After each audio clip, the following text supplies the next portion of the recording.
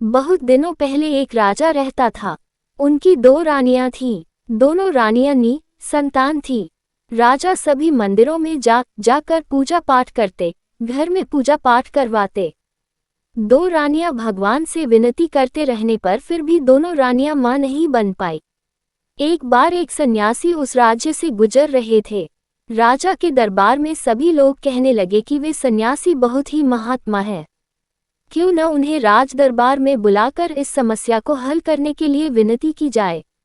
राजा ने कहा कि सन्यासी को आदर से महल में बुलाया जाए।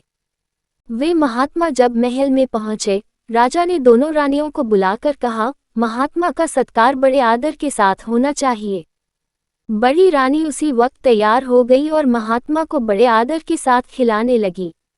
छोटी रानी महात्मा के फटे कपड़ों की ओर देखती और उनकी सेवा करने से इनकार कर देती है। छोटी रानी को अपने रूप और धन का बड़ा घमंड था। कुछ दिनों बाद महात्मा जाने के लिए तैयार हो गए। जाने से पहले बड़ी रानी को उन्होंने खूब आशीर्वाद दिया और कहा, बहुत जल्द ही इस महल में बच्चों की आवाज सुनाई देगी। बड़ी रानी तो बहुत खुश थी और सचमुच कुछ ही दिनों के भीतर वह गर्भवती हो गई। ये खबर राजा के पास पहुंचते ही राजा बहुत ही खुश हो गए। प्रजा तक उसी वक्त खबर पहुंच गई कि राजा अब पिता बनने वाले हैं। पूरे राज्य में लोग खुशियां मनाने लगे। बड़ी रानी का सम्मान बहुत बढ़ गया और उनकी देखभाल करने के लिए और भी लोग रखे गए। उधर छोटी रानी के मन में बहुत ज्यादा ईर्ष्या हो रही थी। रात दिन वह ईर्ष्या से जलने लगी थी।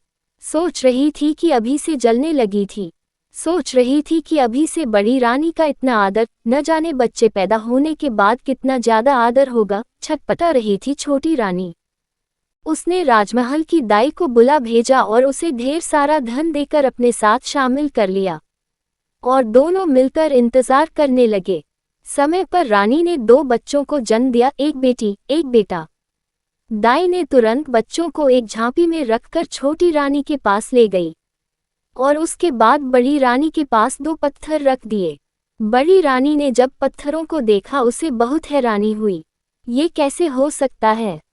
उधर राजा खुशी से झूमते हुए बड़ी रानी के पास पहुंचे और जब उन्होंने देखा बड़ी रानी दो पत्थरों को आश्चर्य से ताक रही है, राजा वहीं रुक गए और दाई से पूछने लगे, क्या बात है।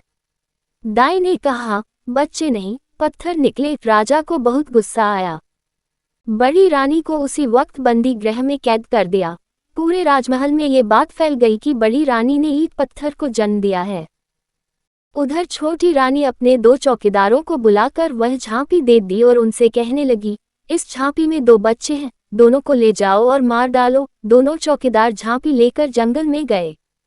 झांपी खोलकर बच्चों को जब देखा तब दोनों ने निश्चय किया कि बच्चों को वहीं छोड़ देंगे। भगवान बच्चों की रक्षा करेंगे, ये सोचकर वही झांपी रखकर दोनों महल वापस आ गए। छोटी रानी ने जब पूछा, हो गया काम, उन्होंने कहा, हाँ हो गया काम। इधर बड़ी रानी दिन रात पूजा पाठ में लग गई। राजा ने बड़ी रानी को फिर से महल में रहने दिया। बड़ी रानी सुबह से शाम तक पूजा करती रहती। पूजा करने के लिए फूल लाने सिपाही को भेजती। एक दिन आसपास कोई फूल नहीं मिले। सिपाही जंगल से फूल लाने गया। जंगल में सिपाही ने देखा बड़े सुंदर चंपा फूल लगे हुए थे। चंपा और बांस का झाड़ पास पास उगे हुए थे। सिपाही फूल तोड़ने के लिए जैसे ही नजदीक आया, चंपा के झाड़ ने कहा, ए भैया बांस। बांस झाड़ ने कहा, काय बहनी चंपा। चंपा ने कहा, राजा के सिपाही फूलवा तोड़े बर आए दे। बांस ने कहा, लग जा बहनी आकाश। जैसे ही बांस ने कहा वैसे ही चंपा का झाड़ ऊपर की ओर बढ़ने लगा। बढ़ते बढ़ते वह इतना बढ़ गया कि सैनिक फूल तक नहीं पहुंच पाए। सैनिक आश्चर्यचकित होकर ताकते ही रहे। सैनिक दौड़ते हुए सेनापति के पास पहुंचे और उन्हें सारी बात बताई। सेनापति ने विश्वास ही नहीं किया, ये सब क्या कह रहे हो। सैनिकों ने कहा, आप एक बार हमारे साथ जंगल चलिए, एक बार खुद देख लीजिए। सेनापति चल पड़े सैनिकों के संग। जैसे ही सेनापति चंपा और बांस के पास पहुंचे, चंपा ने कहा, ए भैया बांस। बांस ने कहा, काय बहनी चंपा। चंपा ने कहा, राजा के सेनापति फूल तोड़े बर आए हैं। बांस ने कहा, लग जा बहनी आकाश। चंपा का झाड़ बढ़ते बढ़ते और भी ऊंचे तक पहुंच गया। सेनापति बहुत ही डर गए। दौड़ते दौड़ते पहुंचे मंत्री के पास। अब मंत्री चल पड़े देखने के लिए। चंपा को ऊपर से दूर तक दिखाई दे रहा था। उसने दूर से ही देख लिया कि मंत्री जी आ रहे हैं। ए भैया बांस, बांस ने कहा। काय बहन? चंपा ने कहा, राजा के मंत्री फूल तोड़े बर आए हैं, लग जा बहनी आकाश। मंत्री जी जैसे ही पेड़ तक पहुंचे, पेड़ और भी ऊपर तक पहुंच गया। मंत्री जी सीधे पहुंचे राजा के दरबार में। राजा ने कहा, इतना घबरा क्यों गए हो? मंत्री ने कहा, आप इसी वक्त मेरे साथ चलिए राजा जी। सारी बात सुनकर राजा ने कहा, मेरी छोटी रानी भी मेरे साथ चलेगी। ये तो उन्हें भी देखना चाहिए। छोटी रानी को खबर देने वही 2 सिपाही पहुंचे जिन्होंने उन बच्चों को वहां फेंका था। दोनों खूब डर गए थे। छोटी रानी भी डर गई थी। वे जल्दी से तैयार होकर राजा के साथ चल पड़ी। उधर बड़ी रानी फूल के लिए व्याकुल हो रही थी और सैनिकों को बुला भेजी थी ये जानने के लिए कि वे अब तक फूल क्यों नहीं लाए। बड़ी रानी छोटी रानी के महल के पास से गुजर रही थी। उन्हें छोटी रानी और 2 सिपाहियों की बात सुनाई दी।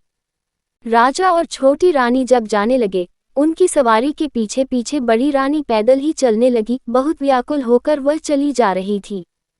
चंपा के झाड़ को ऊपर से सब कुछ दिखाई दे रहा था। जैसे ही वे सब पास पहुंचे, ए भैया बांस, बांस ने कहा। काय बहनी चंपा ने कहा। छोटी रानी संग राजा फूल तोड़े बर आए हैं, लग जा बहनी आकाश। चंपा का झाड़ और भी ऊंचा हो गया। राजा दोनों पेड़ों के पास पहुंचकर पूछने लगे, क्या बात है, तुम दोनों भाई बहन हो, कैसे चंपा और बांस बन गए? उसी वक्त बड़ी रानी वहां तक पहुंची। चंपा ने जोर से कहा, ए भैया बांस, बांस ने कहा। काय बहनी चंपा ने कहा, हम महतारी दुखियारी बड़े रानी फुलवा तोड़े बर आव थे, परो बहनी पाँव। चंपा जमीन में झुक गई और बड़ी रानी के पैरों के पास झूमने लगी। साथ साथ बांस का झाड़ भी झुककर बड़ी रानी के पैरों को छूने लगा। इसके बाद चंपा और बांस ने राजा को सारी बात बताई। राजा ने उसी वक्त छोटी रानी को बंद करने को कह दिया अंधेरी कोठरी में और बड़ी रानी से माफी मांगने लगे। बड़ी रानी बड़े दुख से चंपा और बांस को देख रहे थे। ये दोनों मनुष्य कैसे बनेंगे? बड़ी रानी दोनों के करीब पहुंचकर दोनों से लिपटकर रोने लगी। जैसे ही उनके आंसुओं ने चंपा और बांस को छुआ, चंपा और बांस मनुष्य बन गए। बेटा बेटी को बड़ी रानी ने गले से लगा लिया और जाकर रथ में बैठ गई। राजा रानी दोनों बच्चों के साथ राजमहल की ओर चल पड़े। साथ में बाजा गाजा बजने लगे। पूरे देश में खुशियां फैल गई।